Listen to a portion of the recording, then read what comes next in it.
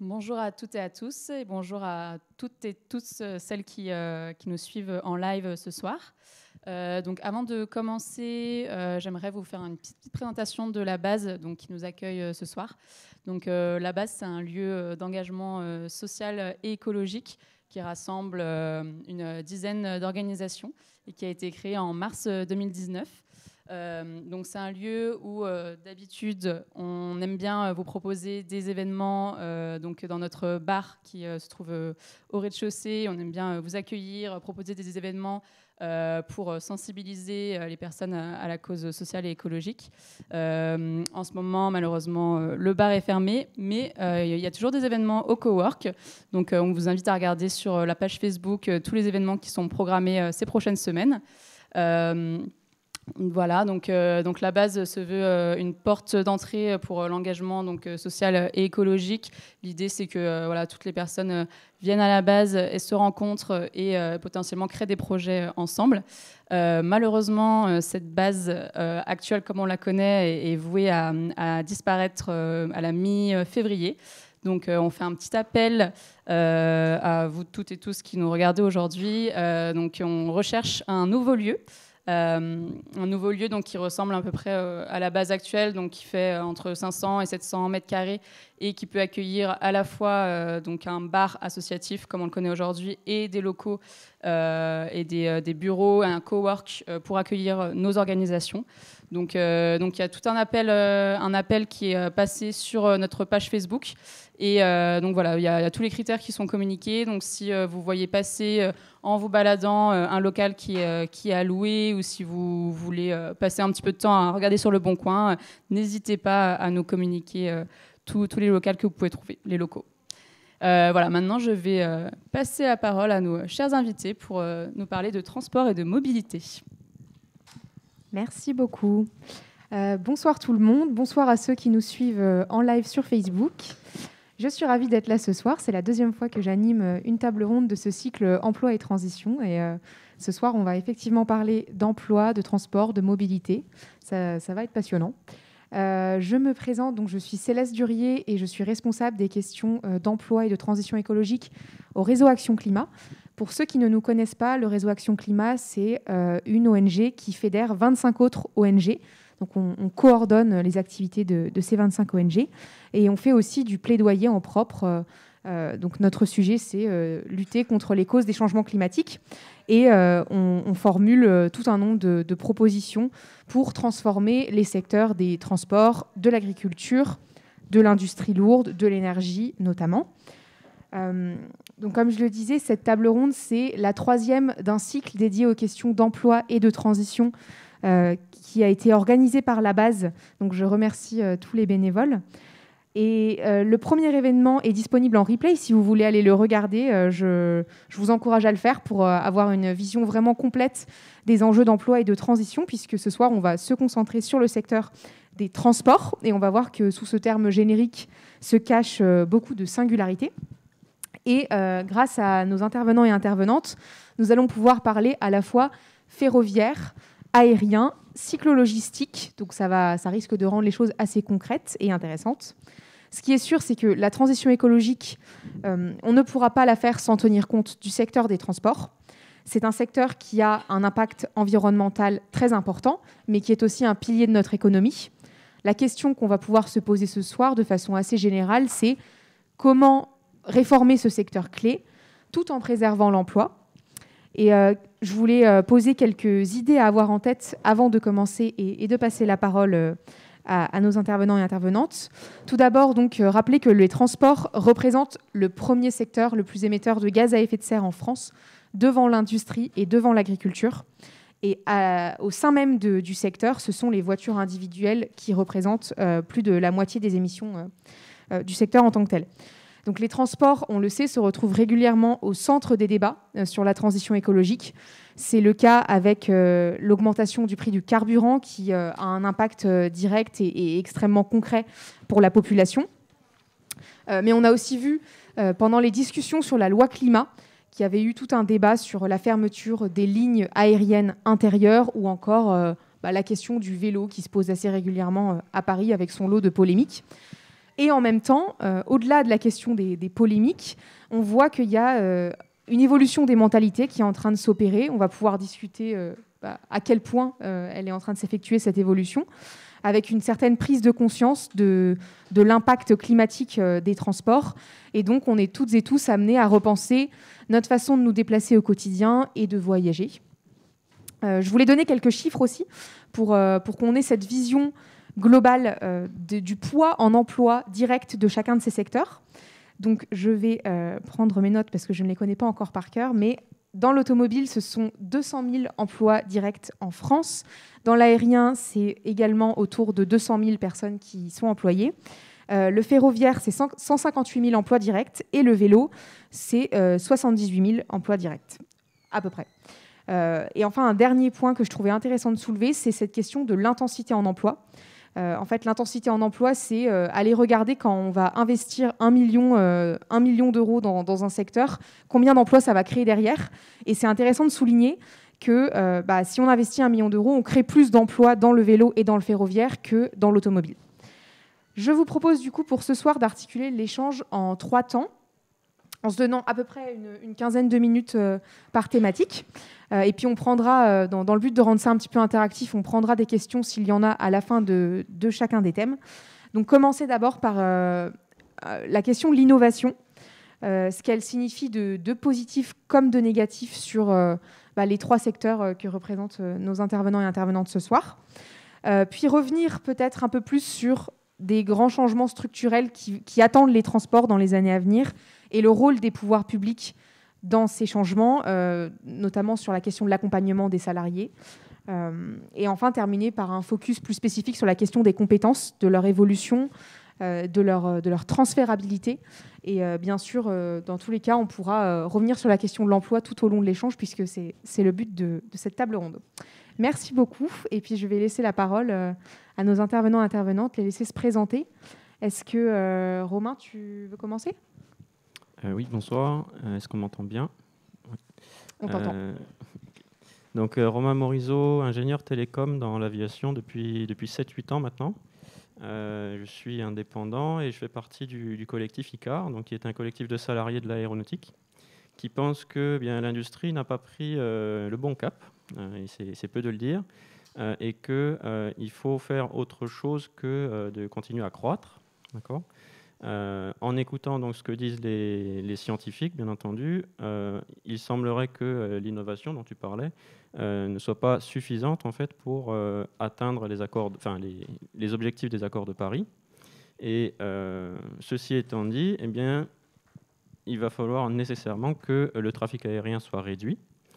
Et vu que le trafic aérien est quand même relié au nombre d'emplois qu'il y a dans le secteur aérien, eh bien, il va falloir préparer cette décroissance. Et donc l'idée du collectif ICAR, c'est justement de préparer cette décroissance en essayant d'adresser les pouvoirs publics dont tu parlais tout à l'heure, les industries aussi, pour faire par exemple de la diversification de ces industries-là, en disant par exemple à Airbus de répondre à des appels d'offres qui ne seraient pas dans le secteur aéronautique, mais plutôt dans un secteur moins impactant pour le climat. Mais aussi donc essayer de rediriger des salariés qui travaillent aujourd'hui dans l'aéronautique dans d'autres secteurs. On sait via une étude de la CGT qui a été faite en 2020 que beaucoup de salariés souhaitent travailler dans un domaine qui va être moins impactant pour le climat. Donc on avait 60% des répondants à cette étude qui ont dit qu'ils voulaient travailler dans un secteur moins impactant. Donc c'est pas rien. Et il faut offrir du coup une possibilité à ces personnes-là de pouvoir le faire. Aujourd'hui, ce qu'on a vu pendant la pandémie, en tout cas, c'est que des personnes étaient à 50% ou à 80% de leur emploi parce que les cadences se sont ralenties. Nous, on proposait que, par exemple, pendant les 50% restants de leur temps de travail, ils pouvaient travailler sur autre chose. Mais ça n'a pas été choisi. Et maintenant, on essaye justement dans le collectif ICAR de mettre ça de façon quasi institutionnelle, c'est-à-dire qu'une personne va proposer à son entreprise principale un 80% et les 20% restants travailler ailleurs. Donc travailler ailleurs, ça veut dire quoi ? Ça veut dire demander aux salariés dans quel domaine il veut travailler, puisqu'on on n'est pas là pour imposer quoi que ce soit à qui que ce soit, bien entendu. Donc il y a des personnes qui veulent travailler dans l'agriculture, il y a des personnes qui veulent travailler dans le ferroviaire, il y a des personnes qui veulent travailler dans le textile. Donc on a un projet actuellement, tu me couperas hein, si je suis trop long. On a un projet actuellement qui est le plus abouti chez Icar, qui est de remettre le textile, l'industrie textile, en Occitanie. Parce qu'il y a eu de l'industrie textile en Occitanie, elle a été perdue, elle a été délocalisée. Et l'idée, c'est de la remettre, de la relocaliser en France, et notamment en Occitanie, via une coopérative qui s'appelle Virgocop, et avec laquelle on travaille vraiment main dans la main. Mais l'idée, c'est que nous, actuellement, on le fait à temps perdu. Donc des personnes, des membres du collectif travaillent avec eux. Mais là, l'idée, c'est vraiment qu'ils soient aussi rémunérés pour le faire, puisqu'il n'y a pas de raison qu'ils perdent 20% de leur salaire pour travailler ailleurs. Voilà, c'est à peu près l'idée de notre collectif. Merci beaucoup. Et je pense qu'on aura l'occasion de revenir sur cette question des transferts d'un secteur à un autre un peu plus tard dans l'échange. Céline, je te laisse te présenter. Oui, Céline Oriol, moi je suis urbaniste de formation et je suis membre du conseil d'administration de Railcoop. Qu'est-ce que Railcoop ? Oui, qu'est-ce que Railcoop ? Railcoop, c'est une compagnie ferroviaire, c'est une entreprise ferroviaire aujourd'hui, une jeune compagnie ferroviaire qui a été créée maintenant il y a 2 ans sous forme coopérative. Voilà, donc l'objectif de cette entreprise ferroviaire, c'est de faire rouler des trains sur les lignes que la SNCF n'exploitait plus, que la SNCF a arrêté d'exploiter il y a 10 ou 15 ans selon les territoires, enfin 5, 10 ou 15 ans selon les territoires. Et l'idée de ce projet, c'est de desservir le territoire plus en profondeur en sortant un petit peu de la logique qui est celle de la grande vitesse, qui dessert les métropoles les unes avec les autres et qui écarte du coup toute une partie plus rurale du territoire. Voilà, donc c'est tout ce maillage de petites villes et de petites villes et de villes moyennes qui a vu le train partir ces dernières années. Et voilà, donc notre projet, c'est de faire à nouveau rouler les trains sur ces territoires-là pour les reconnecter avec le reste du réseau existant. Alors, tu parlais d'innovation tout à l'heure. Je pense que ce qui est innovant dans le projet Railcoop, c'est peut-être ça se positionne peut-être surtout du côté de l'innovation sociale, puisque donc aujourd'hui notre coopérative, elle compte d'ores et déjà, d'ailleurs, je crois 10 000 sociétaires. En 2 ans, on a gagné 10 000 sociétaires. Ça donne un peu une idée de l'appétence qu'il peut y avoir pour ce projet. C'est pas rien. On commence à devenir une coopérative relativement importante. Et donc oui, je parlais d'innovation sociale parce que nos sociétaires participent à la vie de la coopérative. On a une vie coopérative. On a aujourd'hui une vingtaine de cercles à la fois thématiques et cercles locaux qui parlent vraiment du territoire, dans lesquels nos sociétaires s'investissent pour mener des réflexions, participer à l'élaboration du projet ferroviaire qu'on est en train de mener. Et donc voilà, c'est innovant. Enfin, c'est innovant. De par la taille de la coopérative aujourd'hui, et puis c'est innovant aussi parce que finalement c'est un peu, je pense, la première fois que un projet de transport ferroviaire se met en place avec une impulsion à l'origine qui est vraiment une impulsion citoyenne. C'est-à-dire c'est un projet qui vient du terrain, qui parle du territoire, et ça effectivement je pense que c'est une forme d'innovation sociale assez importante. C'est-à-dire que on est en train de remettre en place un service ferroviaire qui est attendu par un certain nombre de personnes, avec des attentes territoriales, c'est-à-dire pour voir rouler le train effectivement sur des territoires qui sont beaucoup moins desservis aujourd'hui, mais aussi sans doute des attentes purement sociales et économiques, pouvoir monter dans des trains moins chers que ceux de la grande vitesse, qui aujourd'hui, il faut bien le dire, sont quand même extrêmement chers et quasiment inaccessible pour une partie importante de la population. La première ligne qu'on va desservir, c'est le Bordeaux-Lyon. Pour faire Bordeaux-Lyon aujourd'hui en TGV, il faut un budget à minima de 150 € et en partant à 1 heure qui n'est pas forcément favorable, etc., etc. Donc il y a aussi toute une dimension sociale. Juste peut-être pour finir de dire quelques mots sur ce projet, parler de notre actualité qui a été vraiment super réjouissante la semaine dernière, puisque donc on fait du train voyageur, mais on fait aussi du fret. Et la semaine dernière, nous avons notre premier train fret qui a roulé entre Toulouse, Saint-Jory et Cap-de-Nac. Voilà, donc c'était évidemment un moment super important pour la coopérative et très émouvant de voir partir ce train et de voir arriver ce train en gare. Donc ça a été vraiment un temps fort la semaine dernière. On est fiers de ça et il faut qu'on continue qu'on continue pour faire rouler le Lyon-Bordeaux. Ça sera normalement, si tout va bien, en décembre prochain. Merci beaucoup, c'est génial, bravo à vous. Non, pardon, pas décembre 2021, décembre 2022. Effectivement, nous sommes en novembre. Merci. Merci beaucoup. François, je te laisse y aller. Merci Céline et bravo pour ces projets. Alors donc moi je suis François Maillot. Je suis pas toute seule, hein, tu sais, on est beaucoup. Oui, j'imagine. Donc, moi je suis François Maillot, j'ai 26 ans. J'ai créé Diligo, qui est une société de transport de marchandises à vélo cargo à Paris. Mon parcours avant ça, c'est j'ai étudié à l'université Paris-Dauphine. Ensuite j'ai créé une première entreprise dans le traiteur, qui s'appelle Les Empotés, qui est une entreprise de traiteur en plateau repas zéro déchet. On produit aujourd'hui à Nanterre des plateaux repas entrée plat dessert dans des pots en verre et qu'on livre aux entreprises sur leur pause du midi pour leur déjeuner. Ensuite, on vient récupérer les plateaux, donc les pots en verre, les couverts. On envoie tout ça chez quelqu'un qui lave. Ensuite, ça recommence. Voilà, Les Empotés, c'est une entreprise qui a 3 ans et j'ai créé Diligo ensuite, il y a 2 ans. Donc nous, à la base, c'était pour faire du transport de marchandises pour les empotés, pour les traiteurs. Depuis, on a quand même pas mal évolué. Maintenant, on se positionne plutôt sur de la tournée, donc de la livraison de marchandises qui vont être plus petites et sur des créneaux plus longs. Notre innovation, elle repose principalement sur l'écologie, évidemment. Le métier de livraison en tournée, avant, on reposait beaucoup sur l'utilisation de camions qui sont assez volumineux, du coup, qui permettent de faire beaucoup de points de livraison. Aujourd'hui, grâce au vélo cargo, qui prend jusqu'à 100 kg et 300 litres de marchandises, qui est quand même assez gros, sur 2 roues, on permet à la fois d'être très rapide, parce qu'on passe par les pistes cyclables, donc on est toujours à l'heure, on est flexible, et en même temps d'avoir la capacité d'un petit véhicule utilitaire, et donc de pouvoir optimiser des tournées de livraison. Ça, c'est la première innovation. Innovation écologique et économique. Et donc voilà. Et donc la deuxième, c'est sur le prix. Aujourd'hui, on est 2 fois moins cher que quelqu'un qui va livrer en camion. Voilà, nous, on est plutôt une entreprise de type capitaliste, si je puis dire. On n'est pas une coopérative. On aurait pu l'être. J'ai pas fait ce choix parce que je connaissais pas forcément tous les enjeux et tout. Mais bon, voilà ce qu'il en est. Et donc, je suis très heureux d'être ce soir avec vous pour parler d'emploi. Moi, j'ai pas de conviction arrêtée sur les emplois. On sait que dans la logistique urbaine, il y a plusieurs choses qui se font. Hein. Il y a le recours à des auto-entrepreneurs, le recours à des intérimaires, le recours à des sociétés externes qui, eux, embauchent en CDI, mais on n'embauche pas directement, le recours à des CDI en direct. Voilà. Moi, j'ai testé beaucoup de choses chez Diligo.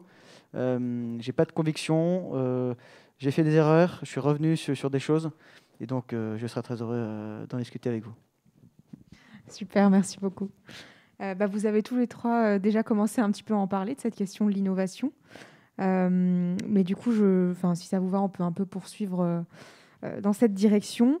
Et c'est vrai qu'en fait, elle se pose à 2 niveaux, la question de l'innovation, à la fois des démarches de vos structures, de vos collectifs, de vos entreprises, mais aussi l'innovation en tant que telle dans le ferroviaire, l'aérien et la cyclo-logistique.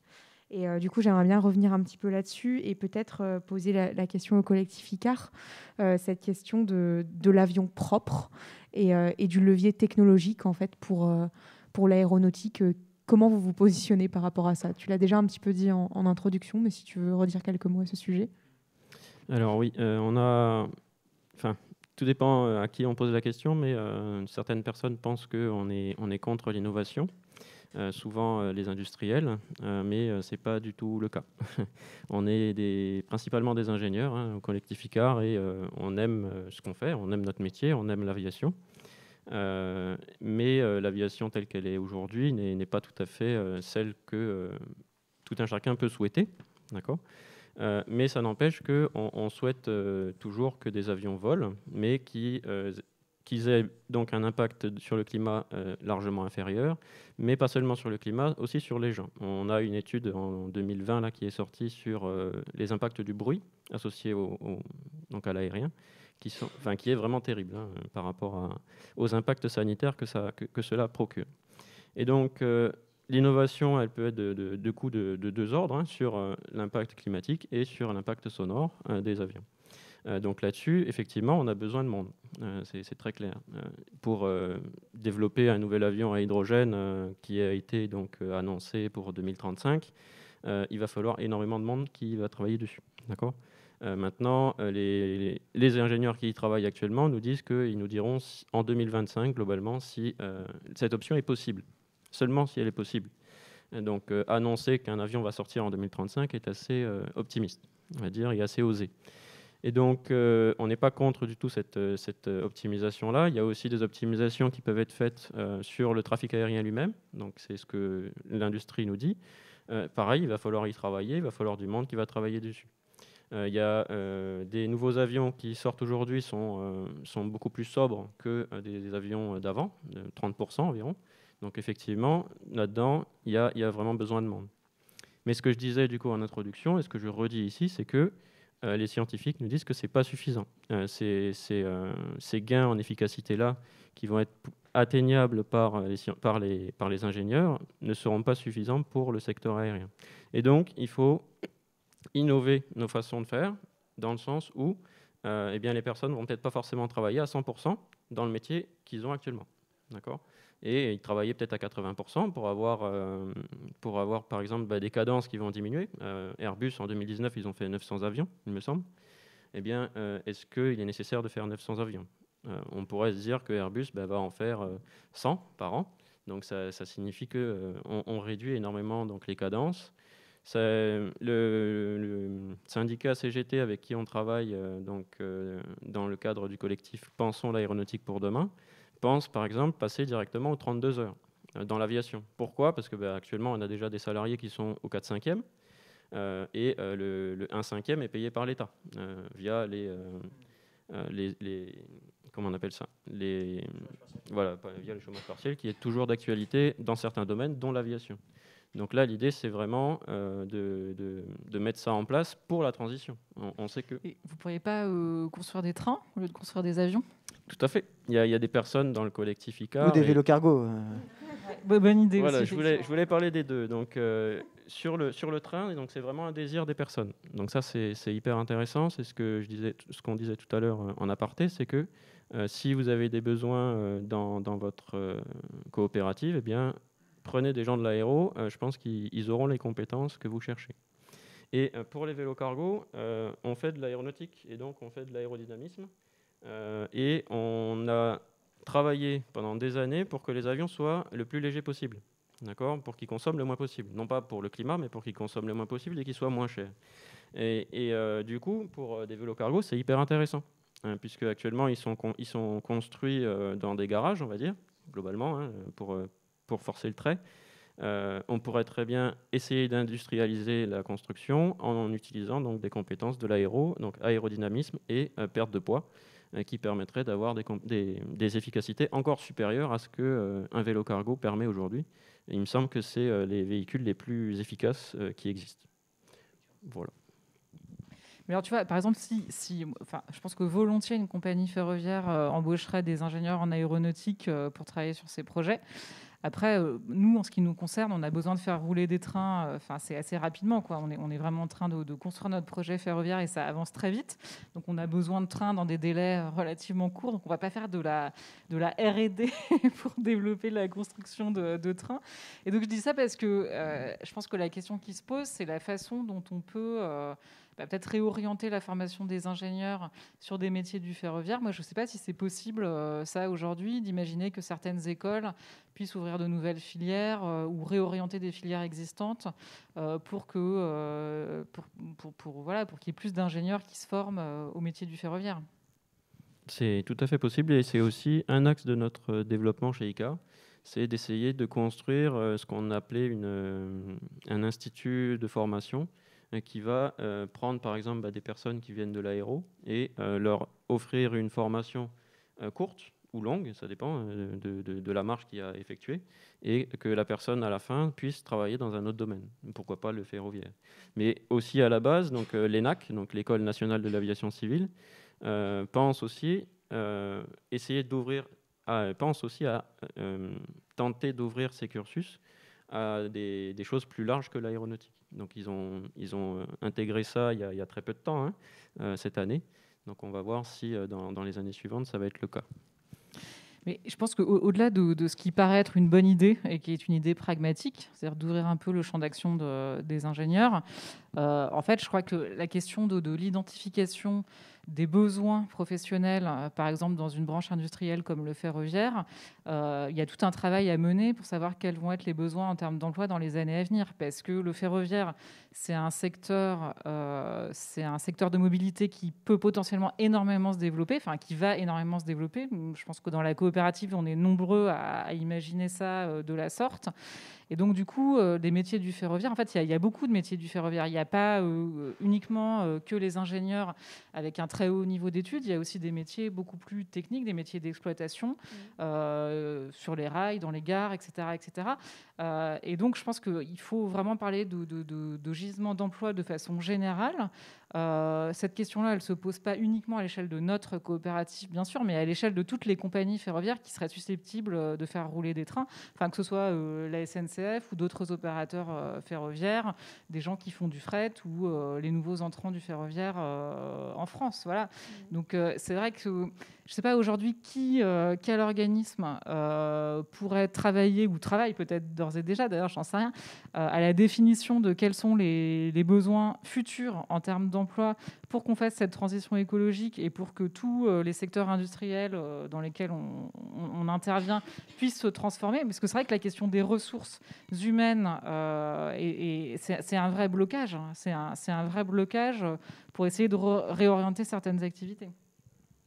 Tu voulais réagir, François ? Oui.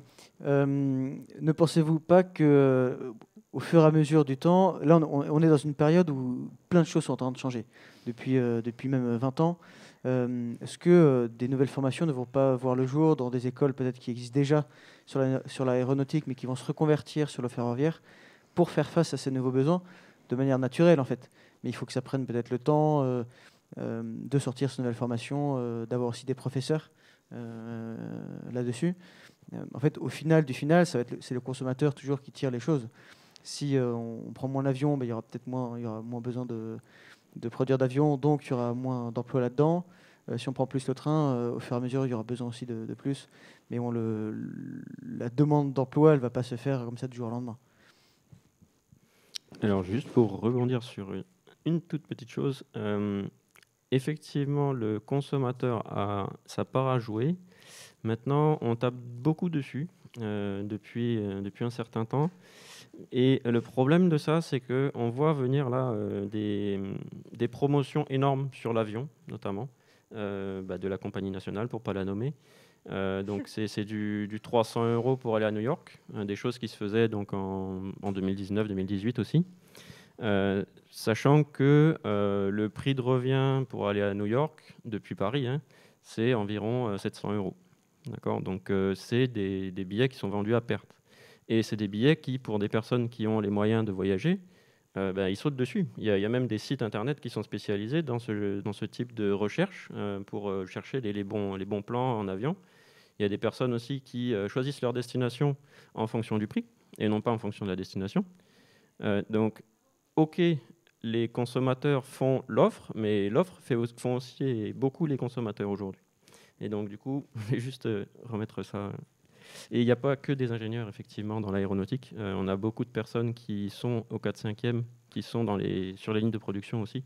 Et donc, potentiellement, s'ils veulent travailler un 5e de leur temps pour construire des trains, pour voir ce que c'est déjà, c'est intéressant, parce que peut-être qu'ils ne savent pas trop s'ils sont motivés, en fait, pour travailler là-dedans.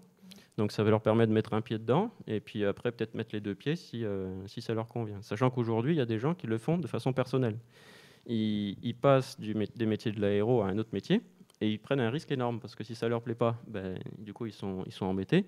Et surtout, ils sont obligés de quitter leur emploi, donc de démissionner. Et c'est un acte très fort qui n'est pas à la portée de tout le monde. Si vous avez un emprunt, si vous avez une famille, etc., c'est impossible quasiment. Et donc, du coup, l'idée, c'est de les accompagner. Une personne qui veut transiter, nous, au collectif ICAR, on essaye de porter justement l'accompagnement du salarié de bout en bout. On lui fournit son salaire pour sa formation, potentiellement. On parle aussi beaucoup des salariés, parce qu'on est salarié de l'aéro, mais il faut aussi parler des chômeurs. On a énormément de chômeurs en France. S'il faut adresser la transition écologique, eh bien, formons ces personnes-là à la transition sur des métiers, des nouveaux métiers, des nouvelles choses à faire, et puis en avant. Je propose qu'on fasse une petite pause juste pour savoir s'il y a des questions de la part des personnes qui nous suivent. Moi, j'ai juste une question sur le système de la formation. Vous avez beaucoup parlé des... Je reprends. Je disais que j'avais une question sur la partie formation. Vous avez beaucoup parlé des étudiants qui devaient être formés aux nouveaux métiers du ferroviaire. Et je voulais savoir, qu'en était-il des personnes qui étaient déjà en poste? Est-ce que les grosses entreprises, comme par exemple Airbus, commençaient un peu à réfléchir à de la formation interne, à accompagner leurs salariés, et même eux à un peu se renouveler pour accompagner et changer d'activité s'ils commencent à prendre en compte que l'aérien va diminuer? Eh bien, malheureusement, non. Notamment Airbus, pour ne pas les nommer encore, mais ils ne sont pas les seuls, hein, c'est quasiment toute l'industrie aéronautique. Ce qu'ils veulent continuer à faire, c'est croître. Donc, que ce soit l'OACI ou la TAG, leur but, c'est d'avoir une croissance de 2 à 4% par an et de continuer comme ça.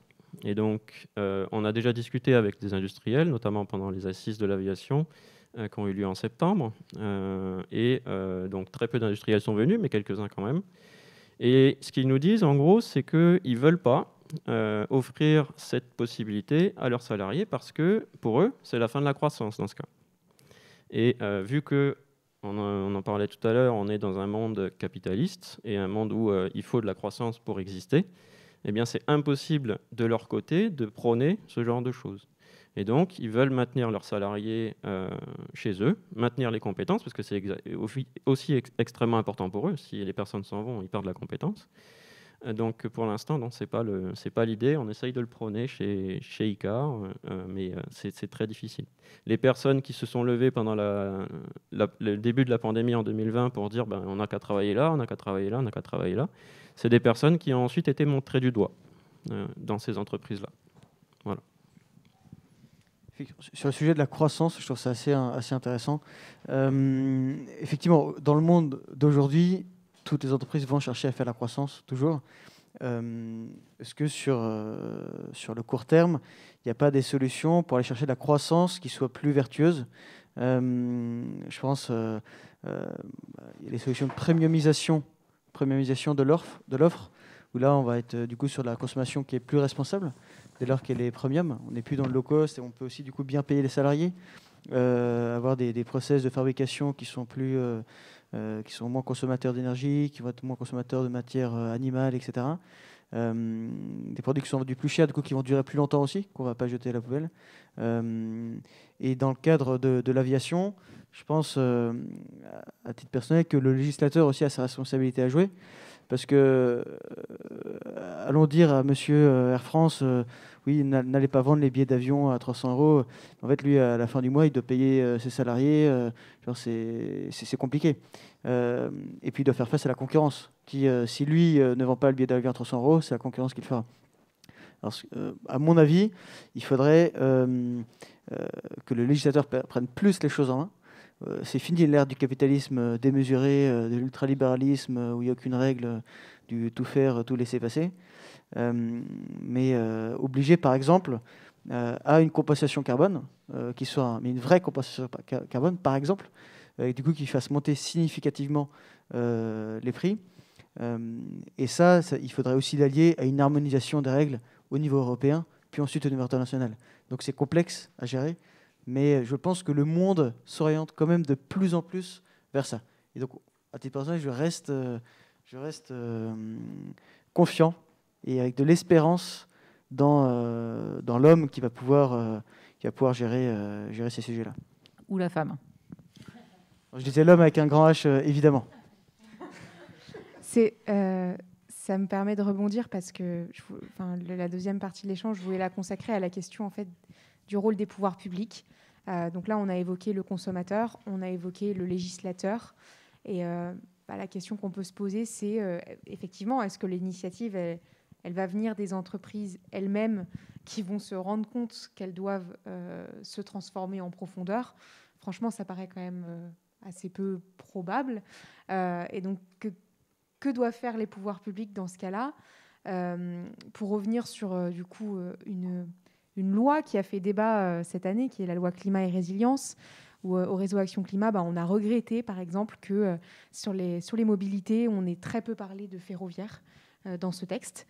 Et puis pareil, un débat qui a été cristallisé autour de la question de la fermeture des lignes aériennes intérieures, et on aurait pu aller beaucoup plus loin que ça sur un texte qui était aussi censé être aussi ambitieux au départ, et on n'y a pas été.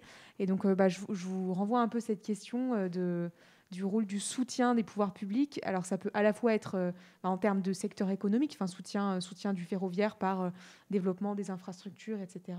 Mais ça peut aussi être la question du rôle des pouvoirs publics dans l'accompagnement des salariés en tant que tel.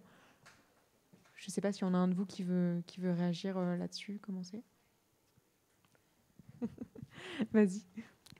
Donc oui, nous, plutôt côté collectif Pensons l'aéronautique pour demain, on veut adresser effectivement cette partie institutionnelle, parce que dans l'aéronautique, comme tu l'as dit tout à l'heure, on n'a pas le choix. Parce que bien sûr, il y a un aéroport à Bruxelles, il y a un aéroport à Rome, il y a un aéroport en Suisse, etc. Donc forcément que si nous, en France, on met des freins à la croissance, eh bien, les passagers pourront très bien aller à Bruxelles, comme c'est déjà le cas pour le coup.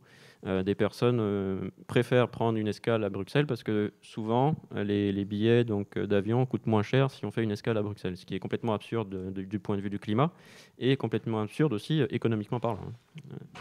Donc, on souhaite adresser ça au moins au niveau européen, puisque vu qu'on a quand même un espace économique intéressant, autant l'utiliser pour réguler le trafic aérien à ce niveau-là, sachant qu'on est une partie du monde assez riche, et donc on voyage beaucoup, par avion notamment, ce qui n'est pas forcément le cas d'autres continents. Donc effectivement, à ce niveau-là, c'est extrêmement important. Et aussi, tu en as parlé sur l'accompagnement des salariés, on l'a dit. Aujourd'hui, les salariés, ce qu'ils font, c'est qu'ils démissionnent, ou ils prennent à 80% eux-mêmes, et ensuite ils prennent un risque, ils essayent de monter une boîte, ils essayent de travailler par-ci, par-là. Donc ça fait des baisses de salaire. Moi, j'en ai fait les frais pendant 1 an. Où j'ai eu zéro de chiffre d'affaires, 0 de salaire. Donc je l'ai pris parce que j'avais de l'argent de côté, mais c'est très clairement impossible à faire par la majorité de la population. Donc ce que j'aurais préféré, c'est que effectivement quelqu'un me fournisse mon salaire pendant 1 an pour que je puisse transiter. Voilà. Et du coup, ce que j'ai dû faire, c'est retrouver mon métier de base. Voilà. Oui, sur le développement du ferroviaire en France, je crois qu'il y a quand même une vraie prise de conscience des pouvoirs publics depuis 1 an ou 2. Voilà, il y a des moyens qui ont été alloués au ferroviaire dans le plan de relance, par exemple.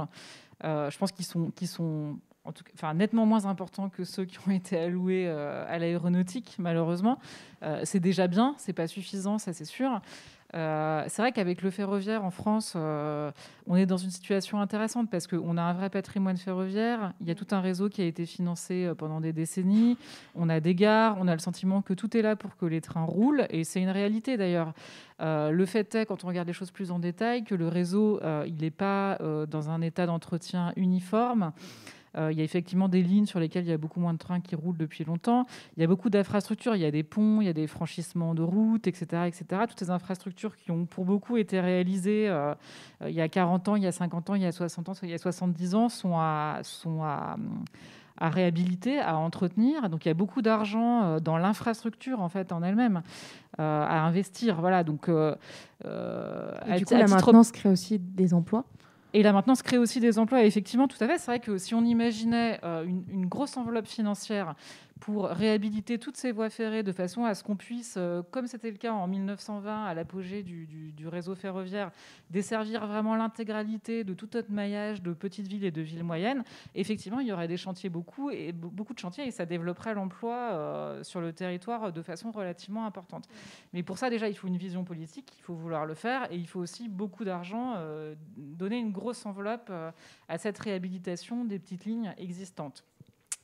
Il y a des choix politiques qui ont été faits récemment sur le ferroviaire. Je parlais de l'enveloppe qui a été donnée dans le cadre du plan de relance. Et puis, il y a aussi le projet de la ligne ALGV entre Bordeaux et Toulouse. Alors, j'ai plus le chiffre en tête du coût de réalisation au kilomètre de cette infrastructure. C'est très cher pour gagner au final 20 minutes ou je crois 16 sur le trajet. C'est beaucoup d'argent, c'est la destruction de la biodiversité, il faut acquérir tout le foncier sur la ligne, etc. Enfin bref, c'est un projet pharaonique. Moi, j'ai pas envie de tenir un discours contre la grande vitesse, parce que la grande vitesse, on a tous pris le TGV, on aime tous prendre le TGV, et c'est un outil quand même qui a été assez fabuleux pour développer le territoire. Le problème, c'est qu'on a aussi besoin de la plus petite vitesse. Et donc, aujourd'hui, quelle est la priorité ? Est-ce que la priorité, c'est de mettre des milliards sur le Lyon-Bordeaux ? Ou est-ce que la priorité, c'est de prendre cet argent et d'investir sur les petites lignes pour desservir les petites villes et les villes moyennes et pour mieux mailler le territoire ? Alors, certes, moins rapidement, mais aussi à un tarif beaucoup plus abordable pour la plupart des gens dans ce pays. Voilà, donc ça, c'est une vraie question. C'est sûr, et la question du développement du territoire, elle est très intéressante. Peut-être que toi, côté d'Illigo, tu rencontres aussi ces enjeux-là ? J'avais juste une question pour rebondir sur ce que tu disais, Céline. Est-ce que tu penses que du coup, la libéralisation du marché du transport de voyageurs est une bonne chose ou pas ? Est-ce que pour toi, ça devrait être un service public, du coup accessible à tous, pas forcément rentable du coup Moi, j'ai pas envie de dire que c'est une bonne chose ou une mauvaise chose. Nous, notre projet, on le développe parce qu'il y a eu l'ouverture à la concurrence du rail. Enfin, il faut le dire, si ça n'avait pas été le cas, on ne pourrait pas exister aujourd'hui. Voilà, donc c'est une opportunité, l'ouverture à la concurrence du rail, pour que de nouvelles compagnies ferroviaires arrivent sur le territoire. C'est sûr, ça challenge un peu l'opérateur historique, ça c'est sûr. Moi, je suis assez fière de faire partie de ce projet où effectivement, on essaye de réfléchir à qu'est-ce que c'est qu'une compagnie ferroviaire aujourd'hui et comment on peut créer à nouveau du service et designer du service avec des citoyens qui se mobilisent, qui ont envie de prendre des parts dans une société. C'est quand même pas rien de faire ce choix, voilà, de dire tiens, je vais mettre de l'argent dans une société parce que je suis dans l'attente de voir renaître un service qui existait précédemment et qui a disparu. C'est quand même pas rien. Voilà, donc d'une certaine manière, oui, tant mieux que cette ouverture à la concurrence se soit faite, parce que du coup, nous, on peut exister. Voilà. Après, moi, ce que j'aimerais, c'est que cette ouverture à la concurrence, elle se fasse dans de bonnes conditions et qu'on la réussisse, en fait. Voilà, et donc ça veut dire... pouvoir bénéficier effectivement du réseau ferré qui existe en France dans de bonnes conditions. Ça veut dire voilà, qu'il faut que SNCF Réseau soit en mesure de pouvoir faire rouler les trains d'autres compagnies que ceux de la SNCF. Et donc, pour ça, il faut que SNCF Réseau puisse investir financièrement dans le réseau. Et je reviens à ce que je disais tout à l'heure, c'est une question d'argent, en fait, et c'est une question aussi de vision politique, de volonté politique, mais aussi de vision de l'entreprise, de SNCF Réseau et de la SNCF, de vouloir aller au bout de l'entretien de ces lignes pour laisser rouler les trains des autres compagnies ferroviaires. Du coup, pour revenir à la question du développement du territoire, toi, tu parlais du fait que pour l'instant, tu étais basé à Paris avec d'Illigo. Et du coup, est-ce que tu comptes aller ailleurs par la suite ? Et est-ce que c'est le projet uniquement centré sur les villes ? Et je me posais aussi la question du coup du nombre de personnes qui travaillent pour d'Illigo, parce qu'on n'a pas forcément parlé de ces aspects-là tout à l'heure. Donc d'Illigo, on existe depuis 2 ans. Aujourd'hui, on est basé dans le 11e arrondissement parisien avec un hub de stockage de marchandises. On a 2 métiers. Le premier métier, c'est du stockage de marchandises dans un hub et de la livraison depuis ce hub-là, en tournée optimisée. Deuxième métier, c'est d'aller faire du ship from store, donc faire un pick-up de marchandises dans un magasin et de livrer aux consommateurs. Donc, dans le premier métier, on va travailler avec des acteurs comme Millet, par exemple, leader en Ile-de-France sur la distribution de boissons aux bars et restaurants. Et sur le deuxième métier, en départ magasin, on va travailler avec des acteurs comme Leroy Merlin, Truffaut, Galeries Lafayette, des acteurs comme ça. Et donc chez d'Illigo, on a une vingtaine de coursiers aujourd'hui qui sont auto-entrepreneurs. Donc c'est un sujet, je pense, intéressant à discuter. Et parce qu'évidemment, dans la logistique urbaine et dans la cyclo-logistique, on dit beaucoup que oui, c'est mieux de travailler avec des salariés évidemment pour la sécurisation de l'emploi, la protection sociale, et puis voilà, pour leur donner un bon cadre de vie sécurisant sur le long terme. Moi, c'était ma conviction aussi au début. Bon, j'ai lancé la société avec très peu de moyens. Donc, au tout début, on pédalait beaucoup nous-mêmes. Hein, j'étais tout seul, donc j'étais tout le temps sur mon vélo. Ensuite, on a été 2, 3, 4, 5. Au début, on pédalait nous, les gens en interne, donc les commerciaux, les responsables des opérations. Ensuite, on a commencé à embaucher des salariés et à travailler avec des entrepreneurs. Donc, on avait un mixte. Et ma conviction au début, c'était de dire on va avoir 50% de salariés sur une base fixe, avec des horaires fixes, etc., qui vont être là sur le long terme, qui vont bien connaître l'entreprise, du coup, qui vont être efficaces aussi, parce qu'ils connaîtront bien les clients, etc. Et on va avoir 50% d'entrepreneurs pour assurer la variabilité. Effectivement, on peut, un vendredi, avoir 150 livraisons à faire, et puis le lundi, avoir 40 livraisons. Donc, comment gérer ça avec une base de 100% de salariés? C'est très compliqué. Et en réalité, il n'y a aucun acteur, il n'y a aucun des petits acteurs qui le fait. À un moment, j'ai voulu aller jusqu'au bout. On a pris jusqu'à 100% de salariés. On n'a pas forcément fait exprès. On voulait aller jusqu'à 75%. À un moment, il y a une petite chute d'activité. Du coup, c'est monté à 100% tout seul. Et là, c'était la catastrophe économique parce que notre marge brute s'est effondrée. On est passé d'une marge brute de 50% à 15%. Dû à la baisse du volume. Voilà. Et donc, depuis, pour sauver l'entreprise, on a dû rebifurquer sur une stratégie 100% entrepreneur, qu'on paye à la tâche. Donc, on va les payer à chaque point de livraison. Et on les paye, on est transparent sur ça, on les paye 50% de chaque point de livraison. Donc 50% pour la société, pour gérer toutes nos dépenses, les commerciaux, les opérationnels, les vélos, etc. Et 50% pour le coursier. Ce qui permet que le coursier soit motivé aussi pour être efficace. Ce qui lui permet aussi de très bien gagner sa vie, parce qu'en échange, nous, on a la variabilité, la flexibilité. Ce qui fait qu'aujourd'hui, on a des coursiers qui sont payés en moyenne 22,70 € de l'heure. Donc ça, c'est en moyenne. Il y en a qui gagnent moins, il y en a qui gagnent beaucoup plus en fonction de la rapidité. Et on a des coursiers qui, paradoxalement, quand on avait des salariés, qui sont beaucoup plus fidèles, qui sont du coup beaucoup mieux rémunérés, qui ont aussi une relation de travail qui est plus responsabilisante, parce qu'ils sont vraiment responsables de ce qu'ils font. Et ils se sentent plus libres aussi, parce que on gère les plannings à la semaine, mais ils peuvent très bien se dire en fait, je pars en vacances dans une semaine, ils n'ont même pas besoin de me prévenir, je ne candidate pas sur tel ou tel créneau. Et voilà. Donc on trouve qu'on a une relation assez saine avec nos coursiers qui nous aiment beaucoup. On fait des apéros régulièrement. Enfin, il y a une très bonne ambiance et on est très content. Maintenant, sur la question des salariés, on sait que si on grossit beaucoup plus, parce que pour l'instant on est tout petit, évidemment, ça sera pertinent, je pense, de reprendre des salariés pour des questions et on pourra se le permettre pour des questions de volume. Voilà, il y a plein d'enjeux, autour de ça, mais je suis sûr que vous avez certainement des avis sur ça. Mais justement, en fait, tu parles de rentabilité et du coup, là, l'idée, c'est effectivement d'essayer d'avoir des institutions qui vont te supporter ton entreprise dans ce sens-là. C'est-à-dire que tu as 20 personnes que tu peux faire travailler, mais effectivement, tu as une demande qui fluctue. Ce serait bien que, par exemple, la collectivité prenne le tampon. C'est-à-dire que s'il n'y a pas d'offre, s'il n'y a pas de demande, c'est la collectivité qui paye. Et ça permet d'avoir des personnes qui ont une couverture sociale correcte, plutôt que effectivement d'être auto-entrepreneur. Bon, moi, je suis auto-entrepreneur en ce moment, et je sais de quoi je parle, du coup, au niveau de la précarité de la chose.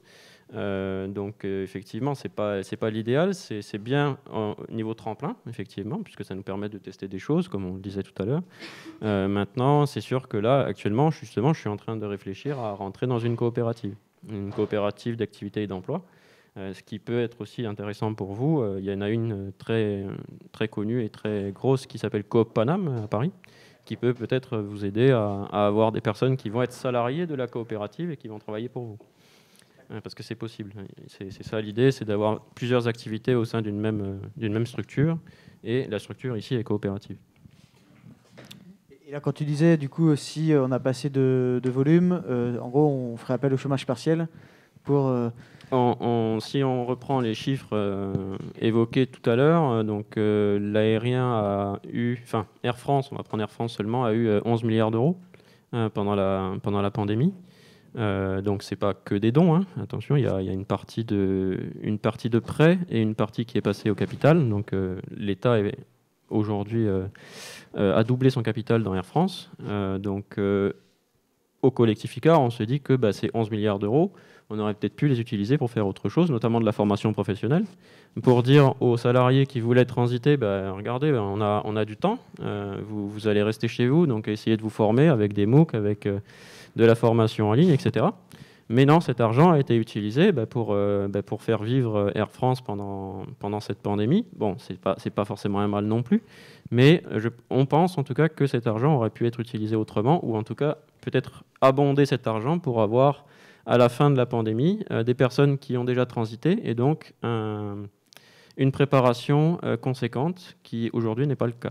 Il n'y a aucune préparation, donc les gens ils désirent toujours aller dans l'aviation alors que c'est un domaine assez polluant et on souhaite toujours avoir une croissance de 4% par an. Donc on n'est pas du tout dans le bon sens.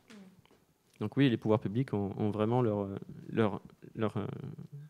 rôle à jouer. Leur rôle à jouer. Et comme ça, tu rebondis du coup sur le thème de la séquence. Céline, tu voulais rajouter quelque chose Non, qu'est-ce que je voulais dire ? Je voulais dire qu'en fait, nous, nous, notre activité, donc nous, on est une SIC, mais on est une société anonyme. Donc en fait, nous, on doit être à l'équilibre. Voilà, donc nous, on va avoir des salariés. Par exemple, sur une ligne comme le Lyon-Bordeaux, pour opérer le Lyon-Bordeaux, grosso modo, il va nous falloir une équipe à peu près de 100 personnes. Ça va représenter à peu près 100 équivalents temps plein sur des métiers assez différents les uns des autres. Donc à la fois de l'ingénierie et à la fois, comme on le disait tout à l'heure, des métiers beaucoup plus de l'exploitation ferroviaire. Nous, on a un agrément ESUS, qui est un agrément de l'ESS. Donc, évidemment, on a des salariés qu'on doit payer correctement. Il y a des principes de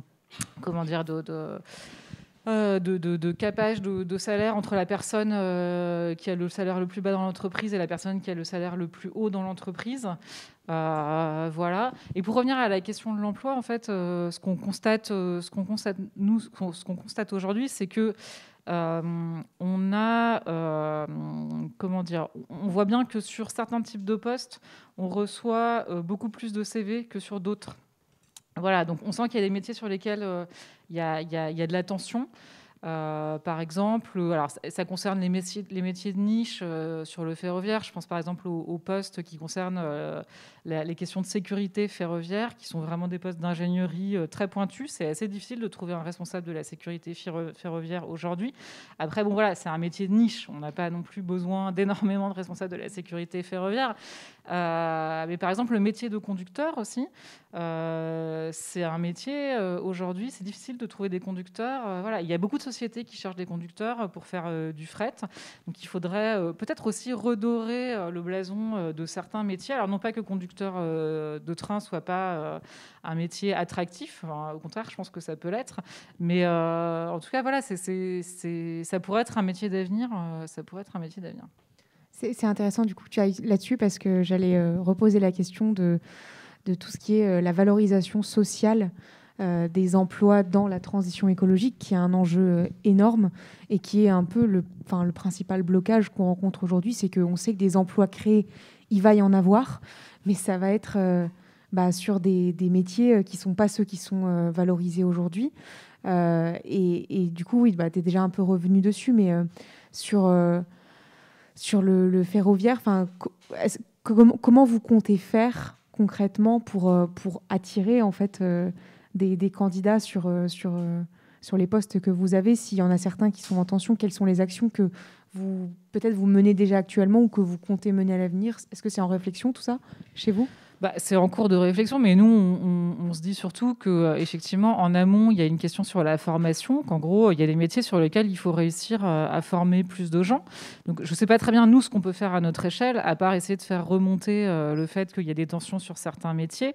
Je sais que sur le ferroviaire, il y a des initiatives qui sont en cours. Alors, je ne sais pas exactement à quel degré d'avancement elles en sont, mais par exemple, je sais qu'il y a un projet de campus ferroviaire en Occitanie qui a été monté, je crois, principalement, par SNCF Réseau principalement, voilà, mais qui laisse peut-être une possibilité de se dire qu'on est en train de créer un vrai campus, donc un endroit où on va former des gens aux différents métiers du ferroviaire, et que ces gens-là vont pouvoir aller travailler dans différentes compagnies ou entreprises ferroviaires, et pas forcément uniquement à la SNCF ou dans une des branches de la SNCF. Donc ça semble être un projet assez intéressant.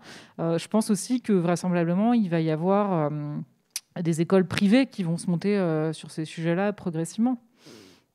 Nous, à notre échelle, qu'est-ce qu'on peut faire ? Oui, à part faire remonter nos besoins et tirer un peu la sonnette d'alarme là-dessus, ça c'est une première chose. Après, effectivement, il faut que nos emplois soient attractifs.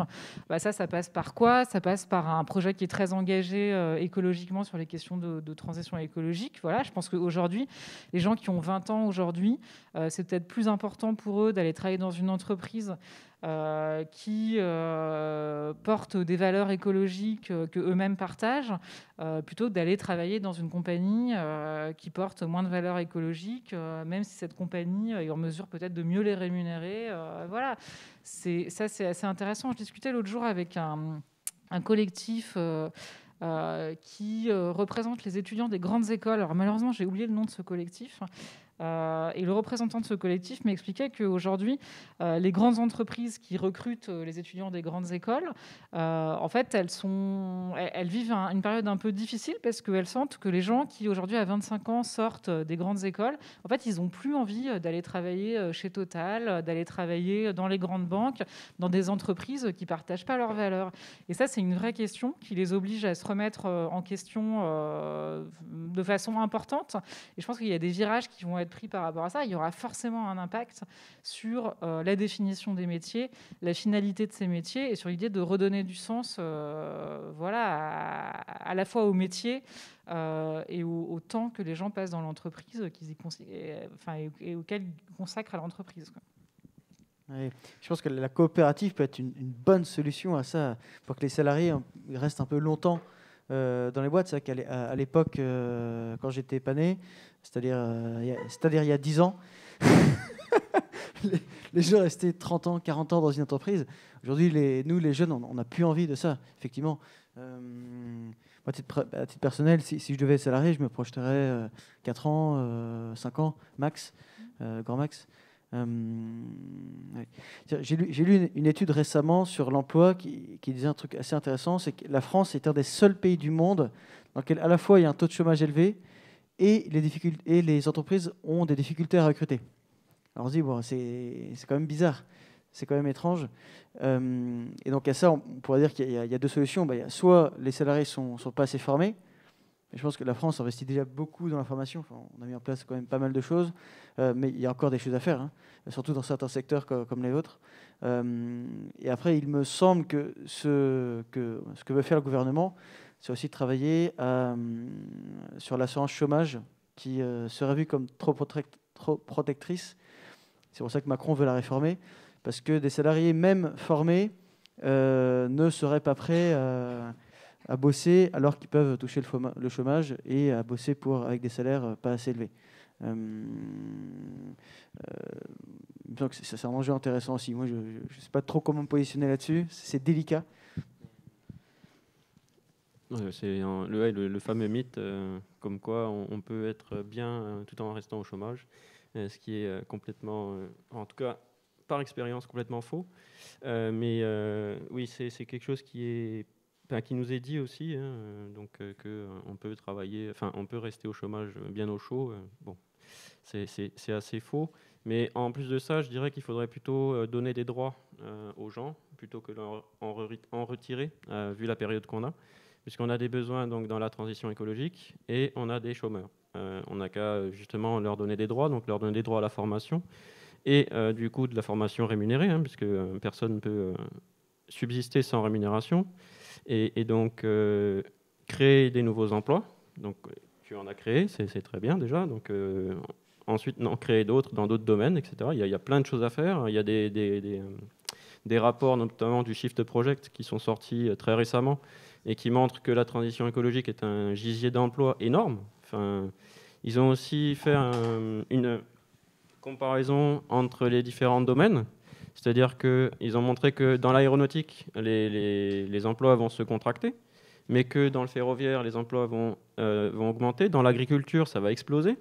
Ils parlent de 400-450 000 emplois dans l'agriculture pour retrouver des niveaux corrects d'agriculteurs en France. Donc, effectivement, on a un levier énorme dans la formation. Maintenant, on a aussi un gisier de personnes qui n'ont pas d'emploi, qui sont privées d'emploi aujourd'hui. Donc, formons-les et essayons de commencer cette transition, puisque apparemment, selon l'ONU, on n'y est pas du tout après la COP26. Voilà. Alors, oui, je partage ce que tu dis sur le côté où il ne faut pas non plus toujours dire que les gens veulent rester au chômage sans rien foutre et que, à partir du moment les gens ont envie de faire quelque chose aussi de leur quotidien. À titre personnel, j'ai quand même une conviction, c'est que c'est important de responsabiliser les gens. Et il y a quelque chose que je trouve pas mal aujourd'hui, c'est la question du revenu universel, que je trouve assez responsabilisant. Parce qu'aujourd'hui, effectivement, quand quelqu'un peut gagner presque la même chose au chômage qu'avec un travail pénible, c'est quand même assez plaisant. C'est quand même assez plaisant de rester au chômage, surtout quand il y a Netflix, etc. Voilà. La formation aussi, elle est très accessible aujourd'hui.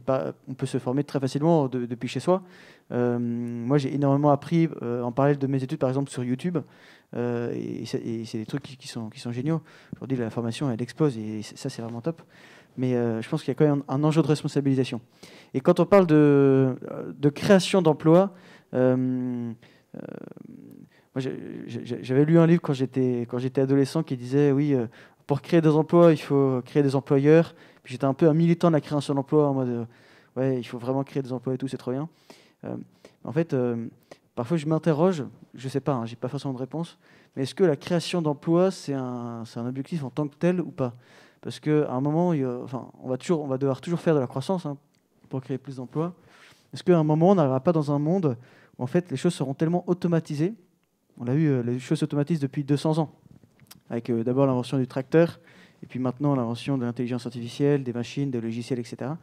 Et en fait, on est dans un monde de plus en plus capitaliste, où il y a de plus en plus d'accumulation de richesses, et les riches seront toujours plus riches, et les pauvres resteront toujours pauvres. Ça, c'est assez mathématique. Quand on gagne le SMIC, on sera toujours au SMIC toute sa vie. Enfin, on n'aura jamais d'épargne et on ne pourra pas devenir riche. Et quand on est très riche, quand on a 50 millions sur son compte, 10 ans après, on a déjà 100 millions. Et donc ça, c'est problématique. Et donc, avec l'automatisation des tâches et la robotisation, peut-être qu'un jour, on se dira, en fait, il n'y a plus d'emploi. Est-ce que la solution, ce ne serait pas de taxer en fait, beaucoup plus les riches, taxer peut-être les machines, etc. Et à un moment, de mettre en place le revenu universel. Et puis, peut-être qu'il y a des gens qui diront, moi, avec ce revenu de base, ça me va très bien de vivre dans la prairie, de me promener dans la montagne, etc. Et puis, au moins, ça suffit pour vivre.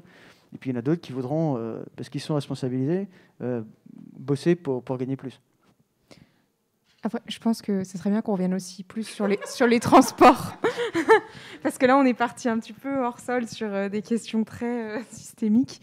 Et d'ailleurs, juste pour rappeler, je pense que tout ce que tu viens de dire, l'idée même d'un lieu comme la base, c'est de montrer que on peut. En fait, il y a des choses à faire pour changer le système dans lequel on vit et que, il n'y a pas à être fataliste et à se dire ça changera jamais dans tous les cas. Et voilà, c'est le but de la table ronde aussi ce soir, c'est d'échanger pour voir les transformations en cours, comment on peut les accompagner.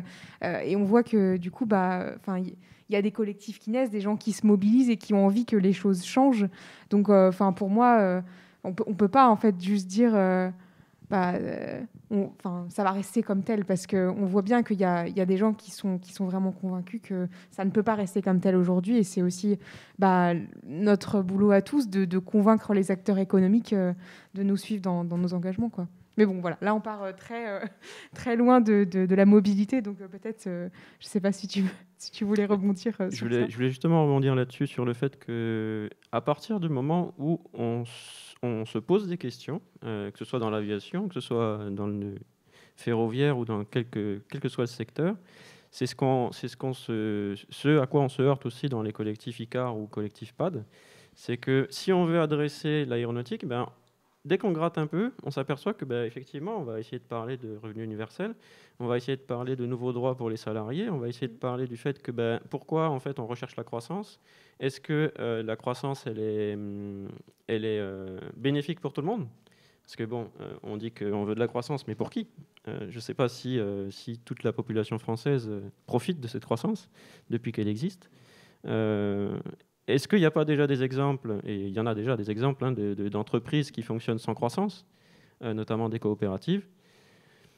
Donc il y a des choses qui existent, il y a des choses à créer. Donc le revenu universel, on l'avait aussi évoqué lors d'un forum, quasiment à notre naissance, avec un monsieur qui s'appelle Monsieur Friot, qui a étudié la question et qui pense effectivement que ça peut être l'avenir de nos sociétés, un revenu qui permet effectivement de vivre correctement et de choisir son activité. Après, on parle directement de régulation, puisque effectivement il faut ramasser les poubelles, il faut faire des métiers qui sont ingrats, aller s'occuper des personnes âgées, etc., des choses qui sont aujourd'hui faites par des personnes précaires.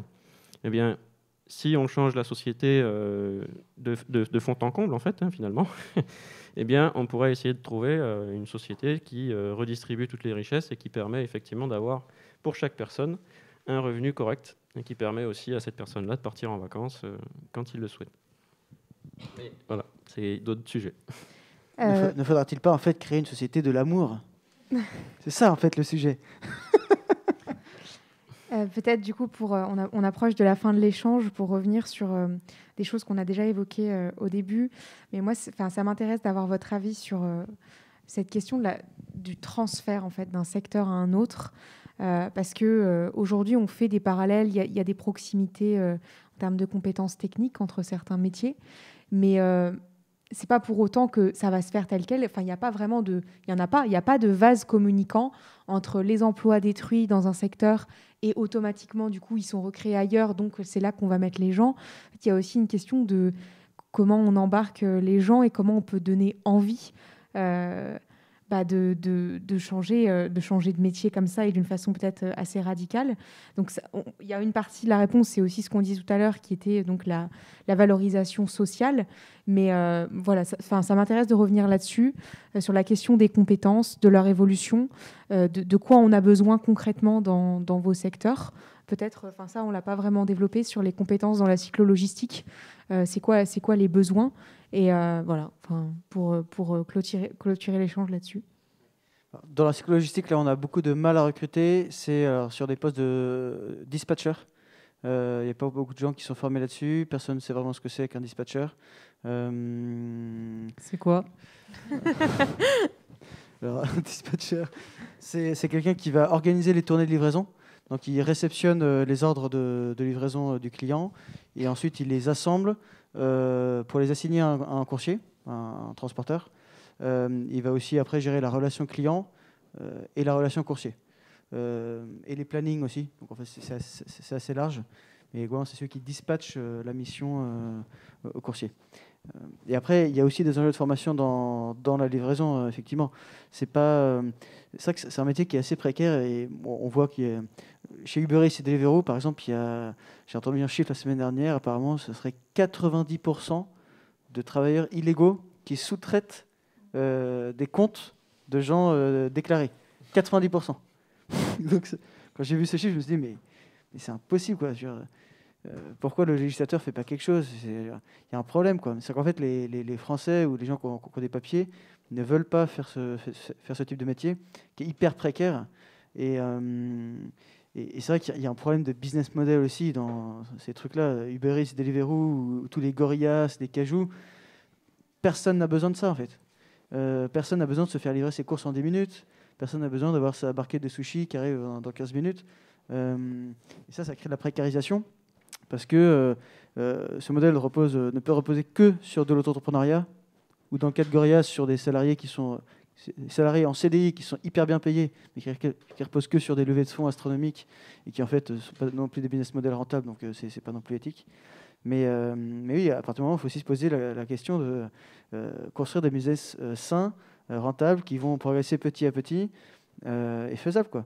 Nous, chez Deligo, on a choisi de ne pas livrer en moins de 3 heures. Donc 3 heures, tout le monde dit « Ah, mais c'est hyper long et tout ». Ben non, en fait, c'est logique. Parce que 3 heures, ça correspond à... Vous ne pouvez pas faire venir quelqu'un pour un shift de moins de 3 heures. Donc si vous livrez, par exemple, si vous faites une promesse en livraison en 1 heure, même pour ça, il va falloir travailler avec des gens qui vont attendre et des entrepreneurs qui vont attendre dans le froid. Et dès qu'il y a une livraison qui tombe, paf, ils vont la faire. Donc forcément sous-payé, donc forcément précarisation. Nous, notre modèle, il va pouvoir ensuite aller vers un modèle de salariat parce qu'on est sur des créneaux longs et parce qu'on optimise. Et donc, en fait, on a des courses qui sont quand même assez bien réparties sur la journée. On n'a pas un pic qui va tomber pile entre 11h30 et midi et demi. Voilà. Et du coup, on revient sur la question du temps long et sortir de la grande vitesse pour prendre plus le temps. C'est intéressant. Romain, tu veux rajouter quelque chose ? Au collectif Icare, nous, on a une idée là, qui est en train de germer. C'est un membre du collectif qui a eu cette idée-là. C'est d'ouvrir une agence qui s'appellera du coup l'agence Icare et qui va permettre en fait de mettre en relation des entreprises, des coopératives, n'importe quel type d'entreprise, des associations aussi, puisque c'est aussi des entreprises, qui ont des besoins. Et d'un autre côté, des personnes qui sont dans le salariat ou qui sont actuellement pas occupées, des retraités, etc. Et l'idée, c'est de lister leurs compétences. Ils nous donneront, voilà, moi je travaillais dans l'aéro, je fais ceci, ceci, ceci, ceci. Et donc, on pourra les mettre en relation avec des entreprises qui ont des besoins. Mais des entreprises qui ont effectivement des besoins qui ne sont pas finançables par un CDI à temps plein, et qui ont justement peut-être des besoins ponctuels. Donc là, les personnes pourront y aller et seront rémunérées à ce niveau-là. L'idée étant, comme on l'a dit, de garder quand même quelque chose de vertueux pour tout le monde et pas de l'auto-entrepreneuriat, qui est en fait un modèle qui permet effectivement peut-être de changer, de faire une transition douce, entre guillemets. Ça dépend si on arrive à trouver son marché ou pas. Et d'avoir vraiment quelque chose de vertueux, à la fois pour l'entreprise qui va trouver des personnes directement disponibles. Donc, ils demandent à 80% et ils travaillent à 20% directement pour nous, ou 50%, ça peut être 50% dès le début. La personne en question, elle peut même utiliser des processus qui existent aujourd'hui, qui sont des congés. Donc, pour création d'entreprise, par exemple, ou des congés pour sabbatique, donc à 50%, et travailler 50% pour une autre entreprise, c'est des choses qui sont possibles via l'agence Icare, puisque actuellement, il n'y a pas ce genre de choses qui existent. Nous, on va l'adresser pour l'aviation, parce qu'on y travaille. Maintenant, on pense directement aujourd'hui à adresser tous les secteurs d'activité. On sait que l'automobile a d'énormes besoins de diversification, puisque si on reprend le rapport du shift, dans l'automobile, ça va être un désastre, pour l'emploi en tout cas. Et donc il va falloir préparer ce désastre-là pour pas que ce soit un désastre social, et que les gens, on puisse les diriger en leur disant ici il y a de la demande, ici il y a de la demande, et s'il n'y a pas de demande, bien, il faudrait qu'on les supporte de façon institutionnelle, avec un maintien du salaire, des choses comme ça, parce que c'est pas de leur faute. C'est pas de leur faute s'ils sont engagés dans l'aviation ou dans le maritime, qui pollue aussi beaucoup. C'est vraiment pas de leur faute. Donc il ne faut pas qu'ils subissent cette transition. Super. Est-ce qu'il y a des questions du côté des personnes qui nous suivent ? Vas-y, on t'écoute. J'ai une petite question justement sur la partie ferroviaire.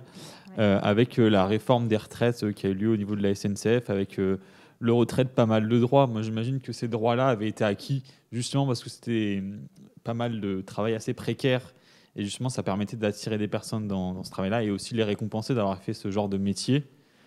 Aujourd'hui, avec l'ouverture à la concurrence, j'imagine que les autres entreprises vont pas forcément pouvoir offrir les mêmes droits à leurs salariés. Est-ce que vous avez réfléchi à comment valoriser quand même ces métiers qui peuvent être précaires et comment les accompagner là-dedans et aussi à les attirer, les salariés? Ouais, pour moi, les métiers du ferroviaire ne seront pas des métiers précaires, hein. Enfin, nous, on est plutôt dans l'idée de recruter des gens qu'on veut voir rester dans la coopérative, parce que les services qu'on va opérer, ce seront des services réguliers. Donc nous, on a besoin de régularité, d'avoir des équipes très stables, au contraire. Enfin, voilà. Sur les droits liés au contrat de travail chez Ralcoop, comme je disais tout à l'heure, on est une entreprise, hein, on est une ESA, on a un agrément ESUS, donc on va offrir aux salariés de l'entreprise, on le fait déjà, des droits qui sont des droits classiques. Voilà. Alors par rapport à ce que offrait la SNCF il y a 20 ans ou à ce qu'elle offre aujourd'hui, très honnêtement, je ne sais pas répondre à la question en détail et précisément. Voilà. Mais en tout cas, pour nous, l'idée, c'est de payer clairement correctement les gens et de pouvoir leur proposer des contrats de travail normaux avec tous les droits qui sont liés à ça.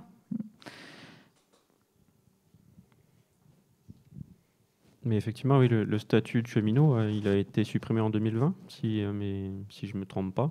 Et même bien avant, hein, en réalité, je sais que dès 2017, les personnes qui voulaient faire conducteur de train, notamment, n'étaient déjà pas recrutées en fait, sous le statut en fonction de leur âge. Donc s'ils avaient plus de 30 ans, il me semble qu'ils avaient déjà directement plus le statut. Donc ça fait déjà des années que la SNCF n'a pas du tout les mêmes conditions qu'il y avait avant. Certains disent que le métier de la SNCF est beaucoup plus facile qu'avant, soit, mais faire les 3-8 par exemple, c'est très fatigant, on le sait. C'est pas les seuls à faire ça, on est bien d'accord, mais l'idée aurait plutôt été d'augmenter les droits des autres, bien sûr. J'ai une question par rapport à la création d'emplois. Par exemple, on aborde souvent le sujet de la relocalisation de nos industries. On pense souvent à l'automobile, fabriquer les voitures chez nous de nouveau, mais par exemple, pour tout ce qui est cyclomobilité, j'imagine que, en fait, justement, je n'ai pas beaucoup d'idées sur les constructeurs de vélos en France, s'il y a des entreprises qui existent depuis longtemps, si elles ont aussi connu des problèmes de délocalisation. Je sais qu'on a certainement beaucoup de nos vélos individuels viennent de Chine ou de cette région du monde. Également le Portugal, j'ai entendu dire qu'ils fabriquaient pas mal. Mais voilà, j'imagine que c'est aussi une manne pour créer des emplois que de relocaliser ces métiers de construction, de constructeurs de vélos ou automobiles aussi. Ouais, sur les vélos, il y a quand même quelques fabricants en France. Dans le vélo cargo, il y a 12 cycles, par exemple, qui est à Dijon. Il y a une entreprise à Nantes aussi qui fabrique beaucoup de vélos classiques en marque blanche pour d'autres marques. Après, sur les pièces, évidemment, les pièces, elles sont tout ce qui est. Il y a beaucoup de pièces qui viennent du Japon, Shimano, qui est un des leaders mondiaux. Il y a beaucoup de pièces qui viennent de Taïwan. Et en France, on assemble quand même pas mal. Et après, il y a aussi beaucoup de vélos qui sont assemblés en Chine de toutes pièces.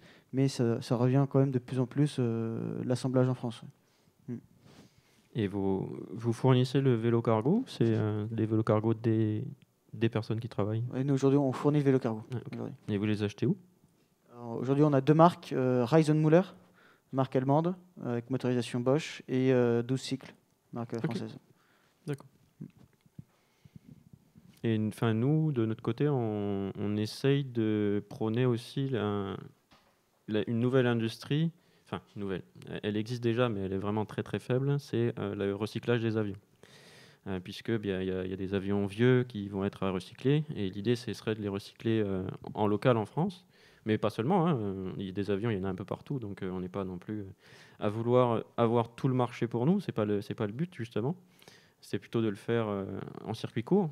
Et dans les avions, il y a de l'acier, etc., qui pourrait être utilisé très clairement, soit sur des nouveaux avions, bien sûr, plus sobres, mais sur des vélos cargo, typiquement. Donc, il y a quelque chose à faire dans l'économie circulaire à ce niveau-là, vraiment. Oui.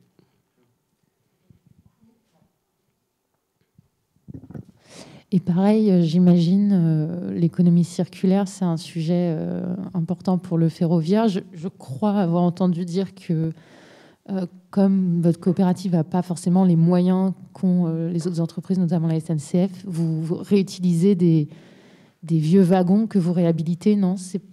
Il me semble que c'est ce que j'avais entendu par rapport oui, à effectivement, votre ligne. On achète des voitures d'occasion qu'on va remettre en état. Voilà, donc là, on a racheté des rames à la région Auvergne-Rhône-Alpes qu'on va transformer. Voilà, mais effectivement, ouais, l'idée, c'est de récupérer du matériel déjà existant pour le remettre en état. Donc, une logique d'économie circulaire, effectivement, oui. Et pour rajouter peut-être une dernière chose, c'est le recyclage des cartes électroniques. Enfin, tout ce qui est électronique. Il y a eu une étude qui a été faite qui montre qu'il faudrait beaucoup moins d'argent pour récupérer de l'or aujourd'hui en recyclant les cartes électroniques qu'en allant chercher de l'or dans les mines actuelles. Donc il y a un marché énorme à ce niveau-là, sachant que sur les cartes électroniques, il n'y a pas que de l'or. Il y a énormément de choses qui sont recherchées aujourd'hui. Donc il y a aussi ce marché-là à adresser, sachant qu'aujourd'hui, tous nos déchets électroniques partent soit en Afrique, soit en Inde. Je ne me souviens plus du pays africain en question, mais je crois que c'est l'Ouganda, si je ne me trompe pas. Où il y a à perte de vue sur des décharges des PC, nos PC, puisque très clairement c'est les riches qui ont des smartphones et des PC. Et donc si on pouvait récupérer ça pour ne pas envoyer nos déchets ailleurs, sachant qu'on fait la même chose pour le plastique, ça serait vraiment intéressant et ça permettrait de diminuer très largement l'impact du transport de ces déchets-là aussi. Merci beaucoup pour les questions. Je propose qu'on en reste là, sauf si vous voulez dire un dernier mot sur la question de l'emploi en lien avec les transports, quelque chose qu'on n'a pas abordé, mais je trouve qu'on a quand même fait un bon tour de la question. Si je peux laisser un message d'espérance, c'est vrai qu'on a tendance à voir les choses beaucoup en noir sur les transports, sur l'emploi, sur la délocalisation, etc. Moi, je suis plutôt rempli d'espérance pour l'avenir. J'ai l'impression que quand on parle de la fabrication à l'étranger, aujourd'hui, les planètes s'alignent. C'est-à-dire qu'il y a à la fois des temps de transport qui sont hyper longs, des délais qui ont explosé, des coûts qui explosent, etc. En même temps, des maladies comme le Covid qui font prendre conscience que ce serait peut-être pas mal de relocaliser les choses, de être plus en circuit court. En même temps, on a les consommateurs qui veulent ça, qui veulent plus de qualité.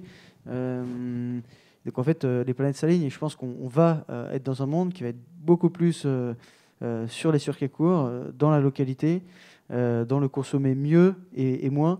Voilà, donc moi je suis rempli d'espérance. Et pour terminer aussi sur la question du temps, très belle phrase que j'ai entendue il y a 2 semaines, c'est que rien, tout ce qui se construit sans le temps n'y résiste pas. Et ça, quand on parle de toutes les startups qui vont à toute vitesse ou toutes les grandes levées de fonds, c'est vrai que tout ce qui se construit sans le temps n'y résiste pas. Et ça, je trouve ça assez beau aussi. Merci beaucoup pour ce mot de la fin. Et merci à tous les 3. Merci à vous. Bonne soirée. Bonne soirée.